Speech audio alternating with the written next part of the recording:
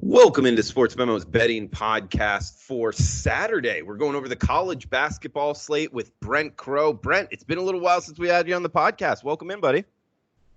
Thanks, Drew. Glad to be here. It has been a while. The college basketball season, halfway over, but still a lot of opportunities left in college basketball.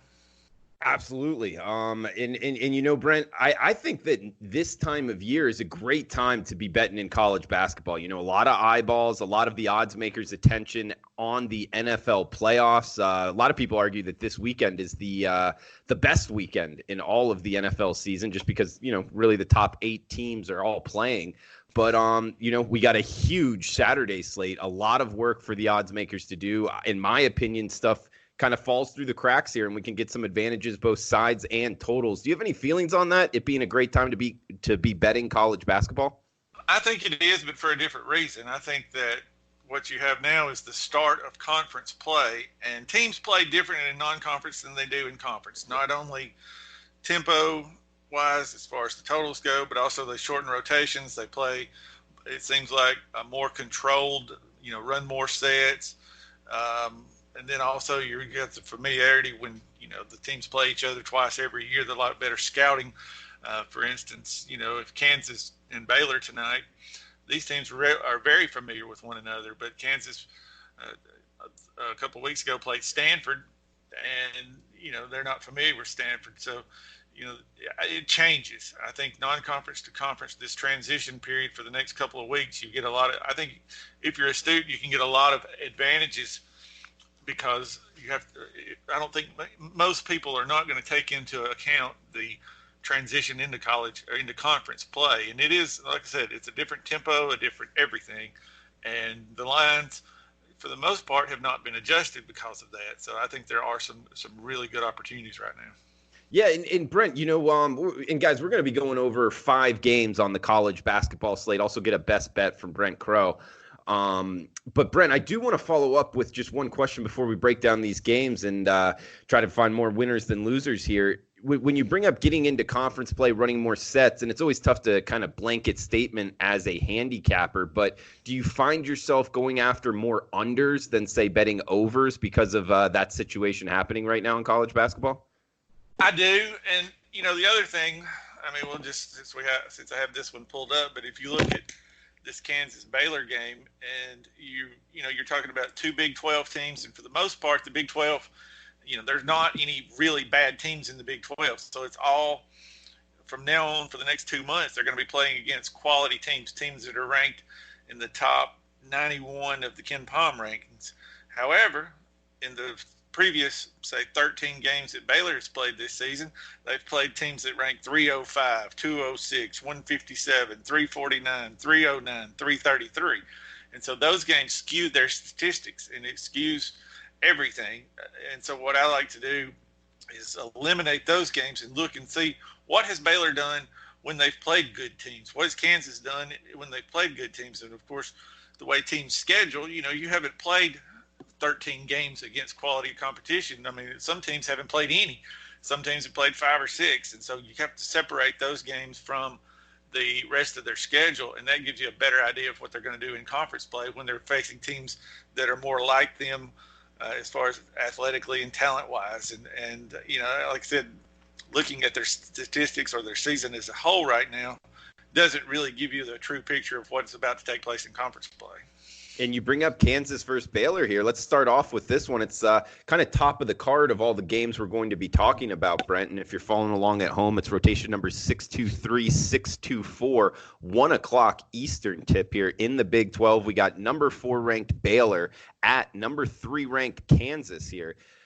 Brent, we seeing Ken Palm show 69-61 favoring Kansas at home. So that would make the Jayhawks here 8-point favorites with a total of 130. I'll throw it over to you. Any interest in betting Kansas versus Baylor? Yeah, I think there could be some value. If the number comes out at 130, or the total 130 in Kansas -8, I would lean a little bit to Baylor plus playing the under. You've got 2 teams that are both in the top 10 defensively. And then once again, when you look and see, if you just isolate the games that Baylor's played against quality competition, there was a 67-64 loss to Washington. They beat Arizona 63-58. They beat Butler 53-52. And then they played 2 conference games against Texas and Texas Tech, 59-44, 57-52. If you look at all those, a lot of low-scoring games. As a matter of fact, they had a game against Villanova that would have gone over 130. And other than that, the Washington game was 131. Everything else well below 130 as far as the total goes. And you look at Kansas, you see a similar thing. Kansas, when they played Duke, they only scored 66 points on 80 possessions. It was 68-66 against BYU, 71-56. Colorado 72-58. Villanova 56-55. Their 2 conference games, West Virginia was a 60-53 win, and then last time out they beat Iowa State 79-53. So again, a lot of low-scoring games when they've played good quality competition. You've got 2 of the better defenses in the country right now, and I expect another game in the 50s or 60s. Two really good defenses in a low-scoring game. If you're going to give me 8 with Baylor, I'm probably going to have to take it. All right, Brent, great start there on the first game. That one on CBS at 1 o'clock there in the Big 12, Kansas versus Baylor. Next game up, 4 o'clock Eastern tip here. This in the ACC. We got 6-9-1, 6-9-2, the rotation numbers here, Brent. Syracuse at Virginia. This one in Charlottesville and can be seen on ESPN. 4 o'clock Eastern, 1 o'clock Pacific tip here. Ken Palm's numbers showing Virginia 60, Syracuse 53. Of course, a low total here, Brent. If Ken Palm is going to be the opener here of what Westgate and Bet Online and all the sports books out there go off of, we're just seeing what a 113 in terms of a total here with Virginia favored by 7. Brent, any interest in betting this ACC matchup? Well, these teams actually have already played this year. They opened the season as part of the deal to open the ACC network. You remember on the opening night of college basketball? Oh, yeah. It was like 48-35 or something crazy. Yeah, 48-34. Probably the ugliest game of the college basketball season so far. And this Virginia team, they're ranked number 1 in defense. They give up 83.1 points per 100 possessions. I mean, that's, a tremendous defensive output so far this season. However, the offense is terrible. I mean, they're horrible. They rank 206 in the country in efficiency. Their three-point shooting has been abysmal. They're 344 out of 353, 27% three-point shooting. Their effective field goal percentage is 45.8. That's 297 in the country. And they now have to play a better schedule in ACC play. And I mean, if you look at this Virginia team, just compare it to last year's. I mean, you had 3 guys last year that are going to play in the NBA or playing in the NBA. This year's team has 0. I mean, Braxton Key and Diakite, however you pronounce his name, are the 2 seniors that start. Neither one of those guys is playing in the NBA. Clark, the 5'9" point guard, a sophomore, he's not going to. They got a freshman, Casey Morsell, that is playing the 2. He's 9 of 59 from the year from 3. I mean, if I'm shooting 15% from the 3, I would imagine the coach says, you don't need to be shooting any more threes. But I mean, he's your starting 2 guard. But I think this Virginia team is, I told Teddy last week, the most overrated team in the country. I know their defensive numbers are great. Heck, they held Maine to 26 points back in November. And, last time out, Boston College wins straight up against Virginia where they're 7 or 8 point underdog. They win by 7 at home. Prior to that, Virginia had beaten Virginia Tech 65-39. But I'm going to continue to play against Virginia as long as they're favored by, 7, 8 more, whatever. I really just, like I said, I don't think that they're very good this year. You look at their schedule, and they really didn't play a good schedule in the non-conference. The only team they have played all year that is ranked higher than 61st was Purdue. They lost that game 69-40 on the road in December. And I know you look at what they've done the last 4 or 5 years. They win 30 games every year, barely lose any. I think they're about a 500 team in conference play. this year. They're 3-1 so far. They did beat Syracuse to open the season. They beat North Carolina back in December. Of course, we know North Carolina's terrible too. But I expect 8 or 9 losses in ACC play for Virginia.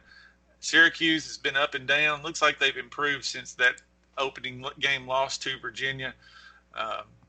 Of course, that was on their home court. They've had a couple of close losses. Their last 2, lose at home to Notre Dame by a point, lose to Virginia Tech by 4, also on their home court. But I'm just gonna try to play against Virginia as much as I can from now on. Brent, you bring up that Maine game. That was Wednesday, November 27th. And I'm seeing Virginia versus Maine, the final score 46-26. So that would be a total of 72 points. I mean, an average total nowadays is what, near 140. So it's literally half the amount of points, half the amount of baskets. Is that the lowest amount of scoring you've ever seen in college basketball? Yeah, I don't ever remember a game with 72 points. And then, like I said, the Syracuse game, there was 82. So Virginia's had 2 games this year with 82 and 72. And I bet you there in the last 10 years of college basketball, there's not 10 games that are 82 or below.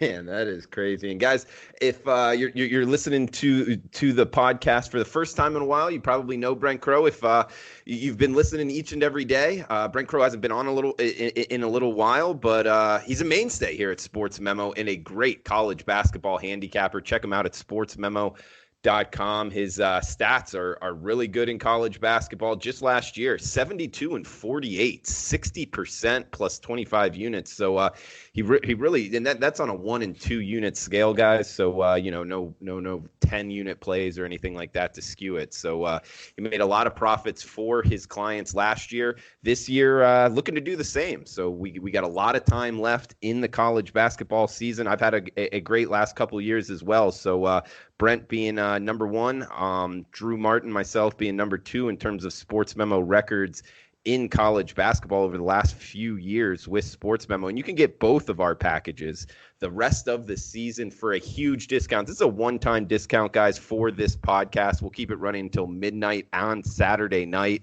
You can get the rest of both of our college basketball seasons for $500, just $250 each, using the coupon code CBB at checkout for Brent Crow and Drew Martin's rest of college basketball season.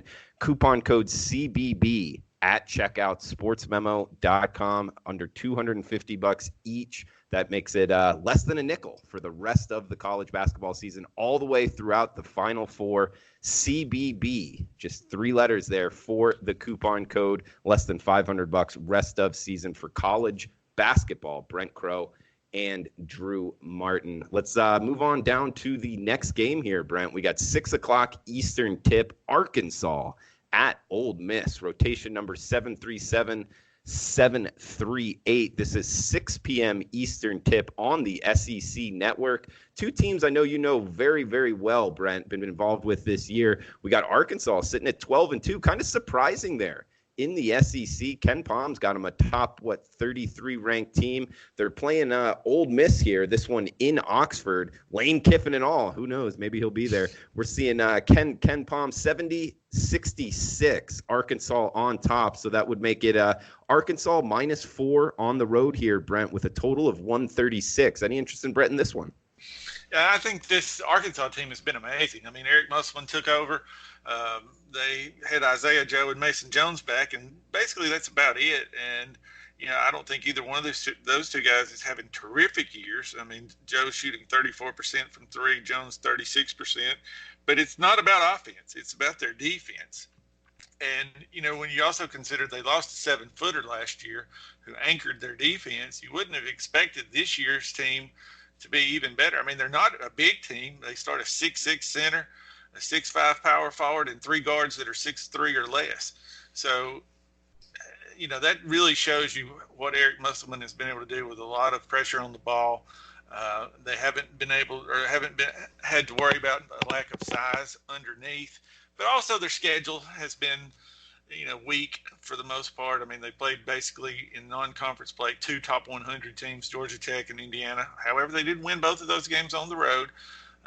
They lost on the road to LSU by 2 in their last game on Wednesday night. But again, you look at their numbers, they're number one in the country in 3-point percentage shooting defense. Opponents only shooting 22%.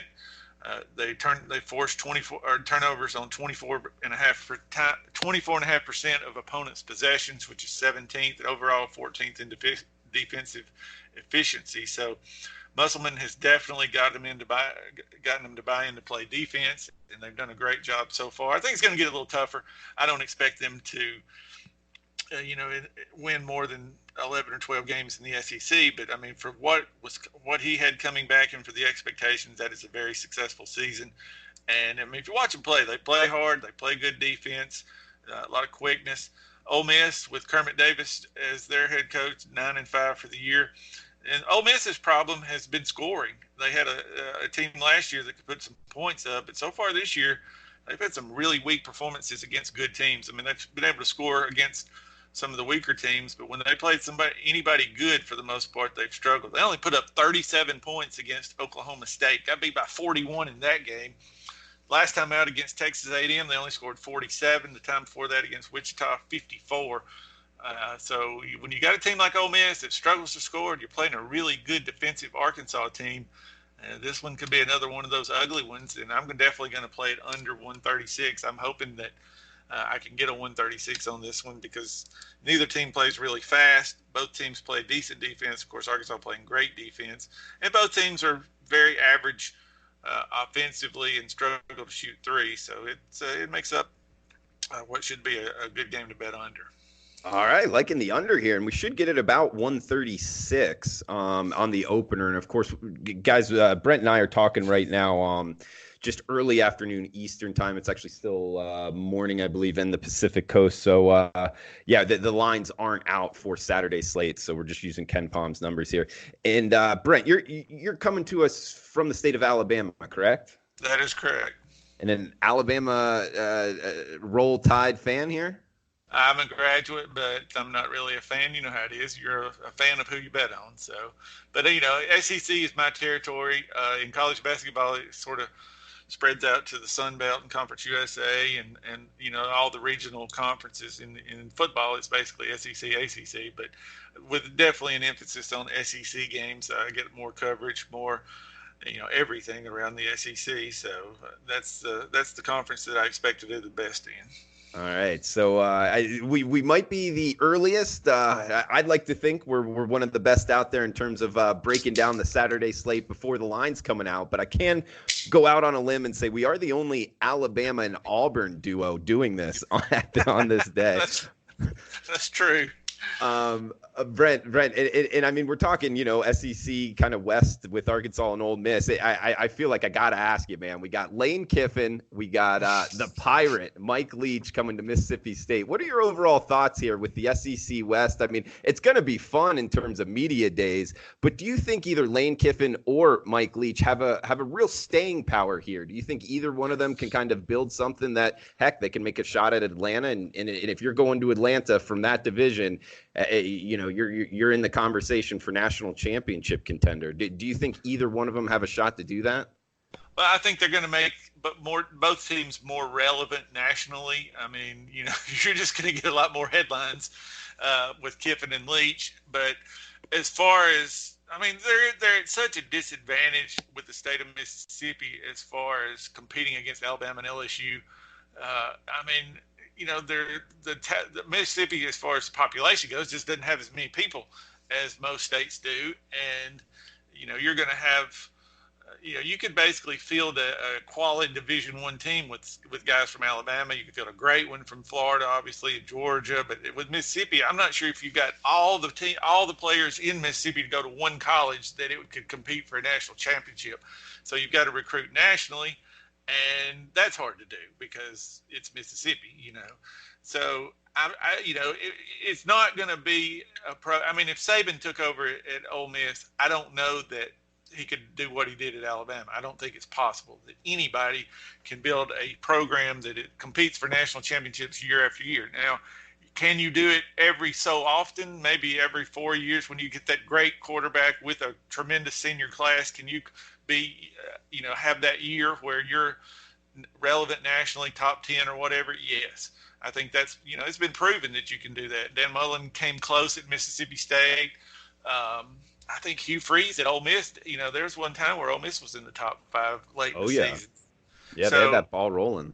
yep. I mean, when Eli Manning was there, they were relevant. But, I don't think it's a consistent year in, year out like Alabama has been, Auburn, Georgia, LSU. I think it's one of those where you try to go 8-5 every year and hope that one of those years it becomes 11-2. Can Kiffin do it? I think so. I mean, I think that he's a quality coach. He's got the profile nationally where he's going to get some recruits that Matt Luke was not going to get, and the same with Leach. He's going to be able to recruit some guys that Moorhead was not able to get. So I think for both schools, the hires were definitely good ones. But you got, again, you just have to temper your expectations at Mississippi and Mississippi State. I mean, they are what they are. I don't think it's ever going to change. But if you can be, like I said, if you're 8-5 every year with an occasional 11-2, that's that's the ceiling for those two schools. But both these coaches, I think, are able to. I think Kiffin is probably in a better spot than Leach. I mean, Leach has been, he's funny and they score a lot of points and fun to watch and all that. But if you really look at it, they never play defense and they never really contend in the Pac-12. So I don't think he's, they may score a lot more points, but unless he hires a really good defensive coordinator and changes his philosophy a little bit, they're not going to compete in the SEC for titles. Brent, have you seen Mike Leach's, the video when he's talking about the advice for a wedding? The best for I don't think I've seen that one. I've seen several. Oh man, you got to Google it when we're done here, man. Just like Mike Leach wedding advice. It's some of the best content I've ever seen, guys. Just Google it when done listening to the podcast. Believe me, you will not regret it. It is awesome. He's giving advice to a guy that asked him about advice getting married, and it's like 3 or 4 minutes, and it is pure gold. So you're welcome in advance. But let's get back to the college basketball here. Brent, we got 6 o'clock Eastern, 3 o'clock Pacific tip. Ranked in the Big 12 here, Brent. We're just talking a little Big 12. And in your opinion, I guess it sounds like one of, if not the best conference in college basketball with all the teams, at least from Ken Palm's numbers, ranking in the top 100. We got number 22 ranked Texas Tech at number 17 ranked West Virginia on ESPN against 6 o'clock Eastern tip here.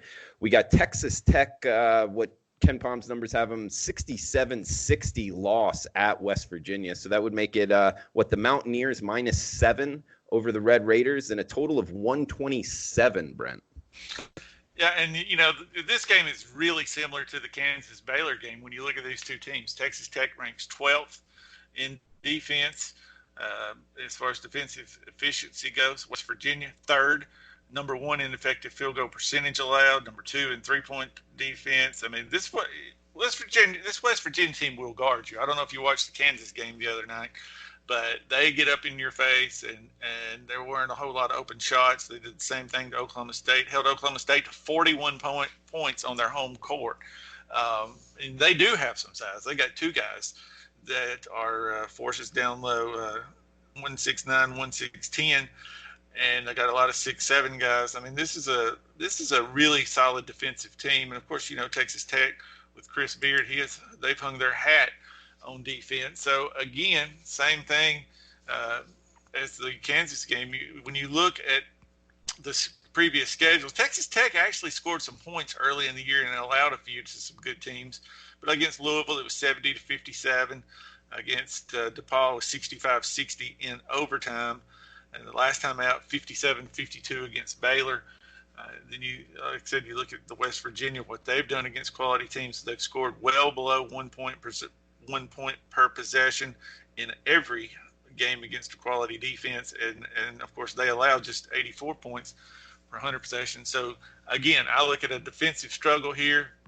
I think both teams will be lucky. Either team will probably be lucky to break 60. And again, if West Virginia's 7, I'm taking Texas Tech as well as the under. All right, he's Brent Crow. SportsMemo.com can get the rest of his college basketball season and myself, Drew Martin's rest of the college basketball season as a combo for less than a nickel, less than $500. CBB is the coupon code. It will give $4.99 for both Brent Crow and Drew Martin's rest of college basketball season on SportsMemo.com. Coupon code CBB at checkout. We got the late night degenerate special up next, and we'll get a best bet from Brent Crow. We got 10:30 Eastern tip here, 7:30 Pacific. Last game on the board, rotation number 811, 812. Brent, we got Pac-12 action here, Pac-12 after dark. Arizona State at Oregon. This one in Eugene, Oregon. Of course, a top 10 team ranked number 9 as we speak right now. And Ken Palm's numbers showing this. Oregon winning 76-65 over Arizona State. So what that would put us at a 141 total with Oregon minus 11. Any interest in betting this one if those are the numbers that come out, Brent? Well, if you look at Arizona State, I mean, we've talked about under. I mean, a lot of teams that don't play very fast play great defense. Arizona State, they play fast. They're 25th in adjusted tempo for the season. They very rarely play a game with under 74 possessions in it. They're going to get up and down the court. The problem is they're not that great offensively. They're only shooting 30% from 3 and 49 from 2. So, they're only 223rd in the nation in effective field goal percentage. That's not very good. That's the reason they've lost 5 games. But they do get it up and down the court. They're coming off a 82-76 win over Oregon State in their last game. You look at Oregon. Everybody thinks Oregon's a great defensive team. Well, they're decent, but they're not that great this year, numbers-wise, 65th in the country, but 7th in offensive efficiency. And that's not something you would expect from Oregon if you've watched them play the last 3 or 4 years. But this year, they have definitely shot the ball well from 3. They're 8th in the country in three-point shooting, 12th in overall effective field goal percentage. So they can score. You get them, they're not a fast team. They play slow for the most part. And it's funny because Dana Altman in his early career, when he came to Oregon, was an up-tempo guy. Back in the days when he was at Creighton, there were some years that they got up and down the court fairly well. And even his third year in Oregon, they were 37th in the country in adjusted tempo, 50th the year after that. But, man, he's really slowed it down. They've been over 300 the last 2 years, or this year and last year, as far as pace goes. But they will still get up and down the court when forced to, or when the opportunity arises. They played a game against Memphis earlier this year where there were 76 possessions and they scored 156 points in that game combined. There was 181 in a game against Boise. And I think against Arizona State, you're going to see a little quicker pace. Again, Arizona State not that great defensively. Oregon should score some points. So the total at 141, I'm going to lean to the over. If it gets down in the 138 range, though, it may be worth a bet. All right, late night degenerate special. There you go. We'll get a best bet from Brent Crow. Follow him on Twitter at Brent Crow. Myself on Twitter at Drew Martin Bets. Guys, this podcast available wherever you're downloading your podcast from, or at sportsmemo.com on the tab. Just the tab says podcast. Just click on that. It will be right there. Having some YouTube issues this week, but we'll try to put it out in audio form on YouTube. Feel free to comment under there. Reach out on Twitter what you'd like to hear going forward. If you like this segment, going over the Saturday college basketball card, please let us know. We'll keep it going. If not, that's fine. Let us know why. And we're open to new suggestions here. It's trying to make the best content available at sportsmemo.com. So follow him on Twitter at Brent Crow, myself at Drew Martin Bets. And please smash the like button if you're liking the content as well. Remember the coupon code CBB, just 3 letters there, CBB at checkout for Brent Crow and Drew Martins. Both need to be in the cart there, or one right after the other, for the rest of the college basketball season for under $500 for both of them, less than $250 a piece. CBB at checkout. It's a huge savings there, guys. More than $1,000 off from the retail price. We'll keep that live until midnight Saturday night. Coupon code CBB at checkout. Brent, you got a best bet for the listeners out there, man? It's a game we talked about earlier, Drew. I'm sure it will be on my card if the total is anywhere near what Ken Palm's number is. It's Arkansas and Ole Miss under 136. I mean, again, Ole Miss has really, really struggled to score against good teams. And, I mean, they haven't gotten close to, half of the number of 136 would be 68. and they've been nowhere near that when they faced good defenses. So if you get a 134, 135 on this one, I'm going to play it under. I mean, who knows? Maybe somebody sees something they think that is going to make it a little higher. A 138 would be awesome, but I'll play it under 136 for sure. Okay, under 136. And Brent, you know, something I've kind of learned here in having success betting college basketball totals is that not that the number isn't important. The number is always very important. And, you know, you got to remember to be betting numbers, not teams. But in college basketball totals, it is almost kind of like, you know, I'm painting with a wide brush here. You want to be on the right kind of side of the move rather than just be betting, you know, worried about a half a number, so to speak. But keeping in mind that the number is always important. Do you kind of agree with that rather than saying like in comparison to maybe like the NFL 2.5 to 3 mattering like a huge amount? Would you kind of agree with that? So as we're speaking here, you know, betting the under of 136, not knowing what the actual opening number is going to be at the Westgate, going to be at BetOnline in the offshores. Is there kind of like a I guess the low point to where you would stop betting this under at? Yeah, you know, I think the number is a tremendous thing here because basically, you know, I'm looking at my projections. And if I project the game at 128 and the total's 136, then I've got an advantage. But at 132, it's not as good of an advantage. You know, I try to bet early, get the best numbers. I mean, you know, if I see a game open 136 and then it goes to 135, that doesn't bother me. I actually kind of like it because, Yeah.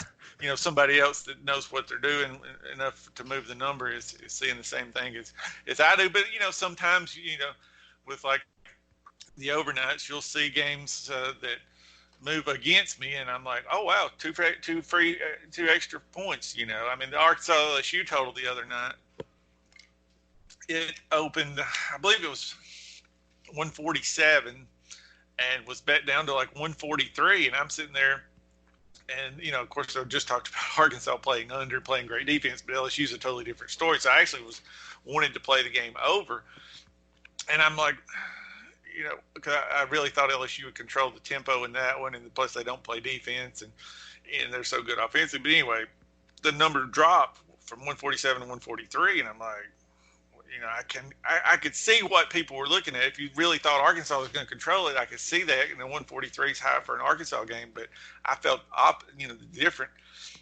So I wound up betting it over 143, and then it closed 147. So, you know, I don't know if somebody just moved the number to set it up, and then, you know, was trying to get some extra points, extra value, or if there was just two different groups, people, whatever, that had completely different thoughts about the game. Somebody liked it under, somebody else like me that liked it over, and of course it wound up 79-77. But yeah, back to the original question, you definitely, you know, if the game opens 137 and it's down to 132, then you've lost a lot of value with that one. I mean, and also the numbers, where the number is makes a big difference. So what I mean by that, if you're going to bet under 136 and it's at 132, you've lost a lot of value. But if you were going to bet under 158 and it's down to 154, it's not quite the same amount. You understand what I'm saying? Oh, yeah.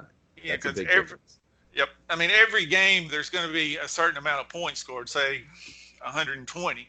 And so if you're betting under 130, you don't have a lot of leeway. But if you got under 148, you got more leeway. Obviously, you know, a lot of factors go into whether you're playing a game over under. But yes, the lower the number is, if as far as the betting under, then every half point counts. But if you're, on the other hand, if you're betting over, you know, it's not, I don't think it is as important, or it doesn't have quite as much value lost if it moves with you in that regard.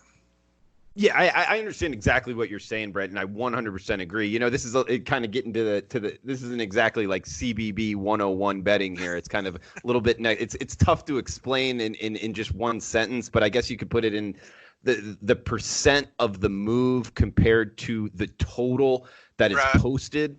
That might be a way to kind of put it in one sentence, that, you know, if it is a total in the 170s and it moves 5 points, that's one thing. If it's a total that's at 120 and it moves 5 points, That's a totally different thing. It's a larger percentage of the total number posted. So it will mean more in that situation. But Brent, man, awesome stuff. I think this is great information, great betting knowledge. We even hit some Lane Kiffin and Mike Leach talk, threw out a best bet there on the Arkansas Ole Miss under.